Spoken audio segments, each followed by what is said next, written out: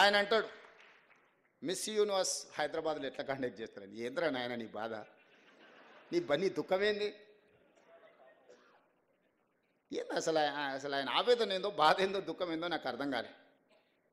ఒక అద్భుతమైన అవకాశం పర్యాటక రంగానికి ఇది. 140 దేశాలకు సంబంధించిన ప్రతినిధులు అందరూ మన హైదరాబాద్ రాష్ట్రానికి 25-26 రోజులు ఉండబోతున్నారు. మే 7th నుంచి మే 31st వరకు ప్రపంచ దేశాలన్నీ మన నగరంలో, మన ప్రాంతంలో, not only in Hyderabad, Warangal 1000 స్తంభాల గుడి కావచ్చు, రామప్ప గుడి కావచ్చు, పర్యాటక ప్రాంతాలు ఏవేవైతున్నాయో తెలంగాణ రాష్ట్రంలో అన్ని వాళ్ళు పర్యటించబోతున్నారు. తెలంగాణలో ఉన్న ప్రసిద్ధి చెందిన పర్యాటక క్షేత్రాలన్నిటి దగ్గర ఈ ప్రపంచ అందగత్తెలు ముందర అక్కడికి వచ్చి అక్కడ మిస్ వరల్డ్ కాంపిటీషన్స్ మన రాష్ట్ర ప్రభుత్వం నిర్వహించబోతుంది. ఎంత గొప్ప అవకాశము.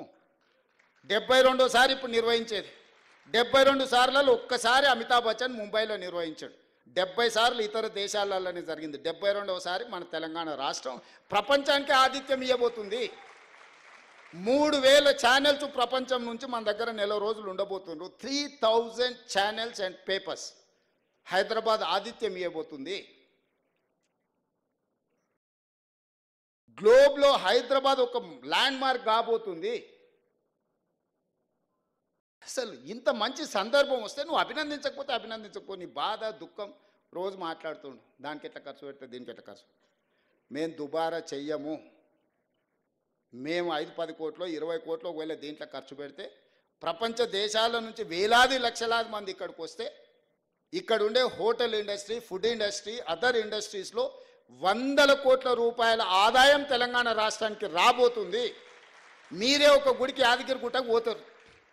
బస్సు ఉచితం ఇచ్చినా మీరు ఉండి లేచింది అనుకోండి, ఆడ ఏదైనా షాపులలో కొనుక్కున్నది అనుకోండి, మీ ట్రాన్స్పోర్ట్ కంటే కూడా 3 అంతలు ఎక్కువ పైసలు ఖర్చు పెడతలేరా? మన జాతరకు పోతాం, మన పిల్లలు అదిగోని ఇదిగోని అని అంటే మనల్ని ఎవరన్నా ఫ్రీగా తీసుకపోయినా మనం ఆడ ఖర్చు పెట్టొస్తలేమా? Hotel industry, food industry, transportation, ఇన్ని వేల మంది వస్తే ఎన్ని ట్యాక్సీలు, నిరుద్యోగ యువకులకు ట్యాక్సీలు నడుపుకో, ఊబర్, ఓలా లాంటి వాటికి ఎంతమందికి పని కలుగుతుంది? ఎన్ని హోటల్స్ నెల రోజులు 100% బుకింగ్ ఉంటాయి. ఇంత ఆదాయం రాష్ట్రానికి రాబోతుంది. ప్రపంచ దేశాలనే హైదరాబాదు నగరం వైపు చూడబోతున్నాయి. ఇన్ని దేశాలను ఒక దగ్గరికి మనం రప్పించగలిగిన శక్తి సామర్థ్యం నీకుంటే, అమెరికాలో చదివచ్చినావు కదా, 10 ఏళ్ళలో ఎందుకు తీసుకురాలేదు? ఫార్ములా ఈ రేస్ అంట. ఫార్ములా ఈ రేస్ ముసుగులో ప్రభుత్వం పైసలు నువ్వు కొల్లగొట్టినావు స్వామి, అందుకోసమనే నువ్వు కేసు ఎదుర్కొంటున్నావు. నీకు నాకు పోలిక లేదు. ప్రజల కోణంలో ప్రజా సమస్యలను పరిష్కరించాలన్న ఆలోచనతో నేనున్నా.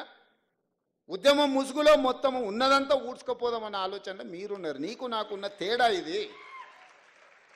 ఏ రోజైనా మిమ్మల్ని ఆ కుటుంబ సభ్యులకి ఇట్లా కలిసి చెప్పడానికి మాట్లాడినారా? మీరు మీరు మీరు ప్రత్యక్ష సాక్షులే కదా, నేనేం కొత్తగా చెప్పాల్సిన పని లేదు కదా. నేను ఎందుకు ఇవన్నీ మీ దగ్గర పంచుకుంటున్నా అంటే, ఇవన్నీ చర్చలు జరగాలి. 10 సంవత్సరాల వాళ్ళ పరిపాలన, మొదటి 6 నెలలు మనకు పార్లమెంట్ ఎన్నికల వరకు మనం పరిపాలన చేసింది. ఇలా తర్వాత 10 నెలలే మనం పరిపాలన చేసింది. 10 నెలల్లో నేను తీసుకున్న నిర్ణయాలను విశ్లేషించండి. విశ్లేషించి మార్కులు ఇవ్వండి. పట్టు వచ్చిందా, పట్టు రాలేదా? పట్టింపు లేకుండా వ్యవహరించిన మీ విధానానికి, పట్టుదలతో నా రాష్ట్రాన్ని పునర్నిర్మించాలన్న మా విధానానికి పట్టు ఉందా లేదా చూడండి. 8 లక్షల కోట్ల రూపాయలు నువ్వు అప్పులు చేస్తే సంవత్సరానికి మన ఈ 15 నెలల 1,53,000 కోట్ల రూపాయలు ఆయన చేసిన అప్పులకు తప్పులకు అసలు మిత్తి కట్టిన నేను. అంటే నెలకు 10,000 కోట్ల రూపాయలు అసలు మిత్తి. 15 నెలల 1,53,000 కోట్లు ఆయన గారు చేసిపోయిన అప్పులకు తప్పులకు నేను లెక్క కట్టిన, పాయమాలు కట్టిన. ఊర్లలో అంటారు కదా, బందరితో లేరురా పాయమాలు కట్టి చూర్రా అని. సరిగ్గా 15 నెలల 1,53,000 కోట్ల రూపాయలు బ్యాంకులకు నేను, 88,000 కోట్ల అసలు, 64,000 కోట్ల మిత్తి, దాదాపు 1,53,000 కోట్ల రూపాయలు నేను కట్టిన ఈ 15 నెలలు. ఈ 1,53,000 కోట్లు ప్రజలు కట్టిన పన్నులు నా దగ్గరనే ఉంటే 75 లక్షల మంది రైతులకు 2 లక్షల రూపాయల రుణమాఫీ ఒక గంటలో చేసి ఉండేటోని. 30 లక్షల పేదోళ్ళ కుటుంబాలకు 5 లక్షల ప్రకారం 30 లక్షల ఇందిరమ్మ ఇల్లు ఒక్క సంవత్సరంలో కట్టి ఈ రాష్ట్రంలో ఏ పేదోడు కూడా ఇల్లు లేదు అనుకుంటే అందరికీ ఇల్లు ఇచ్చి ఉండేటోని. నేను అప్లికేషన్లు తీసుకుంటే నాకు ఇల్లు కావాలని అడిగిన వాళ్ళు 25 లక్షల మంది. ఈ 25 లక్షల మందికి నువ్వు చేసిన అప్పులకు నేను కట్టిన పాయమాలు నా దగ్గర జేబులో ఆ నగదే ఉంటే ఈ రాష్ట్రంలో ఏ పేదోడు కూడా ఇల్లు లేదు అని అనుకుంటే ఇచ్చుండేటోని.